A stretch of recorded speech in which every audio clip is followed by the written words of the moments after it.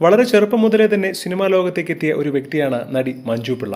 ആ കാലഘട്ടത്തിൽ സിനിമയിലെത്തിയ പലരും ഇന്ന് സിനിമയിലില്ല എന്ന് വേണമെങ്കിൽ പറയാം. പക്ഷേ മഞ്ജുവിന്റെ അഭിനയ മികവ് തന്നെയാണ് മഞ്ജു പിള്ള ഇപ്പോഴും സിനിമയിൽ നിറഞ്ഞു നിൽക്കുന്നത്. തന്റേതായ സ്ഥാനം മലയാള സിനിമയിൽ ഉറപ്പിച്ച ഒരു നടി കൂടിയാണ് താരം. ഛായാഗ്രഹനായ സുജിത് വാസുദേവുമായിട്ടാണ് മഞ്ജു പിള്ള വിവാഹം കഴിച്ചത്. മഞ്ജുവിന്റെ രണ്ടാം വിവാഹമാണ്. ലൂസിഫർ പോലത്തെ വലിയ സിനിമകൾ പോലും ഛായാഗ്രഹനായിരുന്നു മഞ്ജുവിന്റെ ഭർത്താവായ സുജിത് വാസുദേവ്. എന്നാൽ മഞ്ജു പിള്ളയുടെയും സുജിത്തിന്റെയും വിവാഹമോചന വാർത്തയാണ് ഇപ്പോൾ സമൂഹ മാധ്യമങ്ങളിൽ ഏറെ വൈറലായിക്കൊണ്ടിരിക്കുന്നത്. സുജിത് വാസുദേവും താരവും തമ്മിൽ വേർപിരിഞ്ഞു എന്നാണ് ഇപ്പോൾ പുറത്തുവരുന്ന വിവരം. അടുത്തിടെ മഞ്ജു പിള്ള ഒരു പുതിയ ഫ്ളാറ്റ് വാങ്ങിയിരുന്നു. ആ ഒരു ഫ്ളാറ്റിന്റെ പാലുകാച്ച ചടങ്ങിന് പോലും സുജിത്ത് എത്തിയിരുന്നില്ല.